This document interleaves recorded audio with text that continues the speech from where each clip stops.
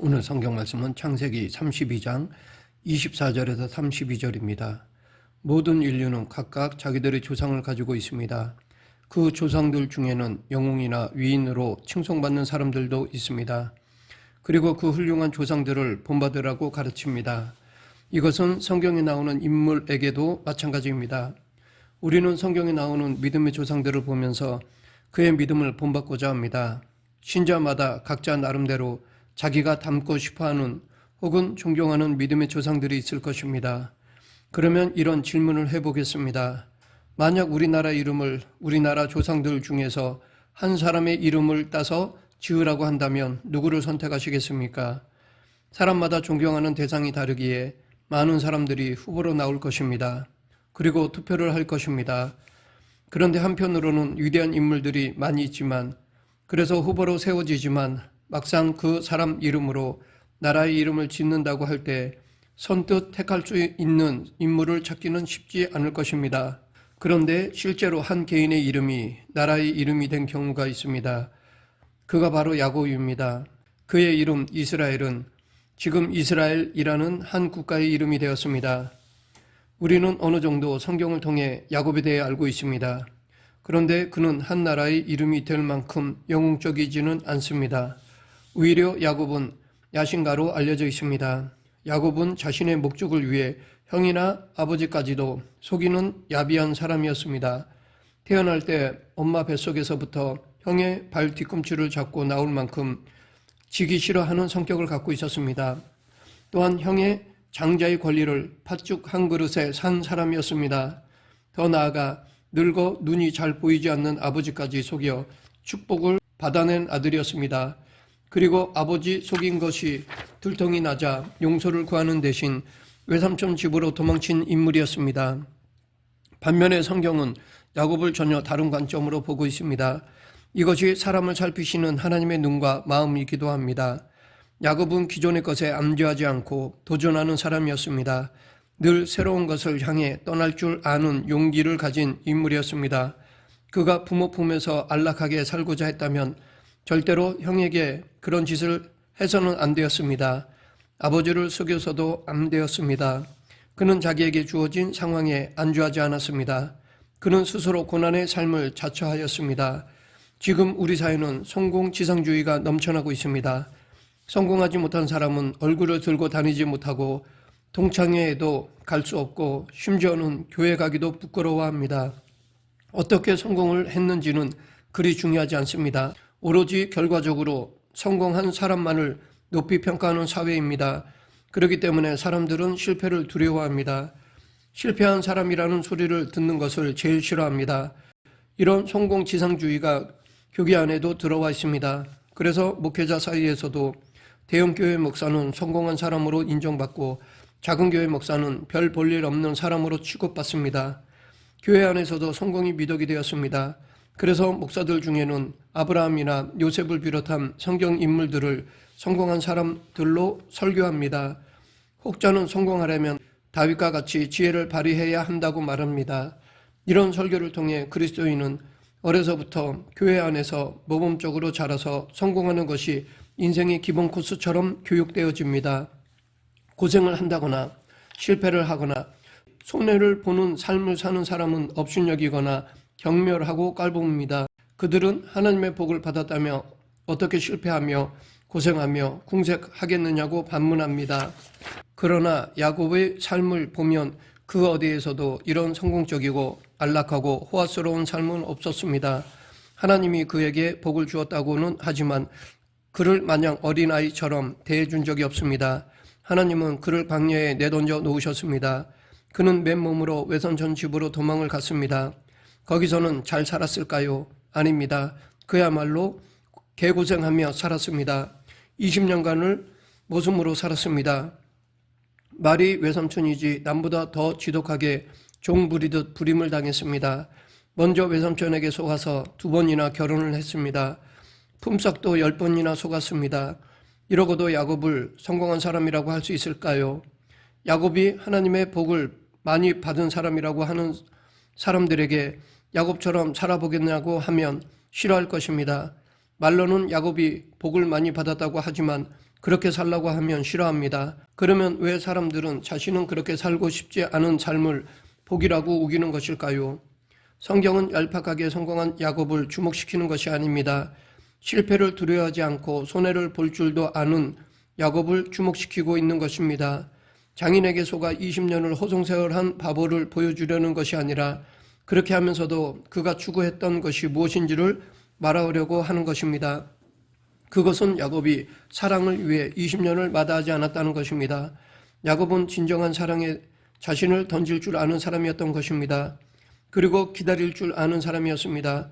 그래서 야곱은 라헬을 사랑하기 때문에 7년을 며칠처럼 여겼던 것입니다. 이것이 야곱이 세많은 20년의 의미입니다. 우리는 절대로 그렇게 계산하지 못합니다. 야곱은 어디에 인생의 에너지를 쏟아야 하는지를 알았고 거기에 자신의 모든 것을 던지는 결단과 과감성을 보여주었습니다. 그는 결코 얄팍한 성공주의자가 아니었습니다.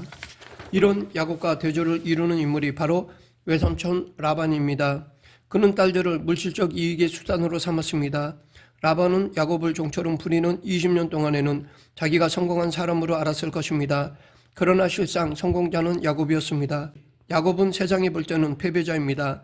그러나 그는 진정한 사랑을 얻은 승리자입니다. 야곱이 20년이 지나 외삼촌의 집을 떠날 때 아내들을 불러 의논을 하는데 두 아내가 뭐라고 했습니까? 창세기 31장 14절부터 16절 라헬과 레아가 그에게 대답하여 가로되 우리가 우리 아버지 집에서 무슨 품깃이나 유업이나 있으리요. 아버지가 우리를 팔고 우리의 돈을 다 먹었으니 아버지가 우리를 외인으로 여기는 것이 아닌가. 하나님이 우리 아버지에게 취하신 재물은 우리와 우리 자식의 것이니 이제 하나님이 당신에게 이르신 일을 다 준행하라. 라반은 딸들의 마음을 잃었고 야곱은 그녀들의 마음을 얻었습니다. 20년 동안 바보처럼 살면서 이것 하나 얻은 것입니다. 이런 의미에서 야곱은 에서와도 비교됩니다. 창세기 25장 27, 28절에 보면 어머니 리브가는 야곱을 더 좋아했다고 되어 있습니다. 왜 그랬을까요? 에서는 이방인 여인들을 아내로 맞아들였기 때문입니다. 여기서 고부간의 갈등이 생긴 것입니다. 에서는 아버지와의 관계만 중요하게 생각했지 어머니는 안중에도 없었습니다. 그러나 야곱은 달랐습니다. 힘의 질서에서 외면당한 어머니를 생각했으며 어머니의 이야기에 귀를 기울였습니다. 그가 라반으로부터 떠날 때도 아내들과 의논을 하였습니다. 실상 에서의 장자권을 가로챈 것도 정작 어머니의 생각이었습니다. 이것이 어머니를 기쁘게 해드리는 일이었던 것입니다. 실제로 야곱은 아버지를 속이고자 할 때 머뭇거렸습니다. 그러자 어머니 리브가는 야곱에게 저주는 애미가 받겠다. 너는 내가 시키는 대로 하여라 라고 하였습니다. 야곱은 이런 어머니 편이 된 것입니다. 야곱이 라반의 집을 떠날 때도 아내들의 말을 따랐습니다. 라반의 딸들은 아버지를 비난하고 야곱을 신뢰하였습니다. 라헬은 집에서 대대로 내려오는 드라빔이라는 조상신을 훔쳐서 나왔습니다. 이것은 자신뿐 아니라 남편 야곱을 위한 것이기도 한 것이었습니다. 야곱의 아내들은 라반의 인생에 있어서 부품과 같은 존재들이었습니다. 그 당시 생활의 중심은 라반이었습니다. 그러나 야곱은 외면당하는 여자들의 마음을 헤아려 주었습니다. 20여 년 동안이나 바보처럼 살면서 아내들의 마음을 얻은 것이었습니다. 이것이 야곱을 세우는 힘이었습니다. 에서는 팥죽 한 그릇에 장자의 권세를 팔았습니다. 지금 당장의 현실에만 가치를 두고 살아가는 전형적인 사람입니다. 반면에 야곱이 팥죽 한 그릇으로 산 장자권의 가치는 지금 당장의 가치는 별로 없습니다. 미래의 어느 날 그것이 실제가 될지 안 될지도 모르는 일이었습니다. 그러나 야곱은 기약 없는 보장도 없는 미래의 그날을 보며 살았습니다. 야곱은 현세적으로는 물질의 복이나 권세의 복, 그런 성공을 얻은 바 없습니다. 그는 일평생 나그네로 살았습니다. 지금의 가치관으로 보면 그의 인생은 성공이 아니었습니다. 그러나 그는 현세적인 것을 넘어서는 더욱 근원적인 복이 자신에게 있음을 확신하고 담대하게 살아갔습니다. 마침내 야곱은 라반의 집을 떠나 형 에서와 만나게 되었습니다. 강을 건너기 전날 밤에 그는 강가에서 어떤 존재와 밤새워 씨름을 하였습니다. 그때 그 씨름으로 야곱은 허벅지 관절이 어긋났습니다.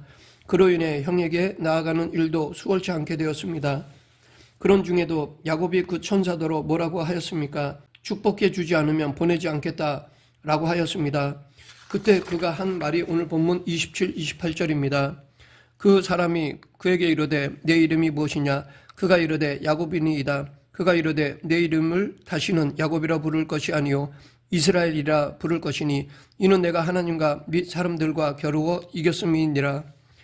그리고 나서 야곱을 축복하였습니다. 그런데 야곱이 다음날 아침 형과 싸울 수도 있는 위급한 상황이 될지도 모르는데 허벅지 관절이 어긋난 것이 그에게 무슨 축복이 될까요? 아마 이런 상황에서 우리가 그런 말을 들으면 대들었을 것입니다. 그러나 야곱은 이런 말도 안 되는 일이 벌어졌는데도 감사하였습니다. 이것이 오늘 본문 30절입니다. 그러므로 야곱이 그곳 이름을 브니엘이라 하였으니 그가 이르기를 내가 하나님과 대면하여 보았으나 내 생명이 보존되었다 함이더라. 야곱은 인생이 가장 위급한 상황에서 최고로 힘들고 비참한 상황에서 오히려 하나님의 얼굴을 보았다고 하였습니다. 이것이 기독교의 신비라면 신비입니다. 절망 중에 하나님의 얼굴을 보고 절뚝거리면서도 희망 가운데 아침을 맞이하는 것, 이것이 기독교의 정신입니다. 자기에게는 하나님의 은혜가 있기에 다음 날은 문제 없다는 이 사고방식이 야곱의 존재다움입니다. 이만하기 때문에 한 나라의 이름으로 야곱의 이름을 쓰고 있는 것입니다. 이런 사람으로 살아가야지 그 후손이 하늘의 별처럼 바다의 모래처럼 되는 것입니다. 말씀을 맺겠습니다. 우리는 지금 당장 눈에 보이는 것에만 얽매여 하나님의 은혜를 잊어버리는 삶을 살아가서는 안 됩니다. 비록 지금 당장의 실패와 어려움은 힘들지만 이것도 하나님의 섭리 안에서 내게 주어진 것이기에 고난 너머의 하나님의 은혜를 바라봐야 합니다. 야곱은 그렇게 살았습니다. 그러하기에 우리는 이런 조상이 되자는 것입니다. 현실에 급급하여 사는 하루살이 성공주의자가 되지 말자는 것입니다. 하나님의 주권을 인정하며 지금 당장의 고난에서 당당히 일어서는 저와 여러분 되기를 축원합니다. 기도하겠습니다. 생사와 화복을 주관하신 하나님 아버지, 어떤 상황 속에서도 하나님에 대한 신뢰함으로 극복하는 저희 모두가 되게 하여 주시옵소서. 예수님 이름으로 기도드립니다. 아멘.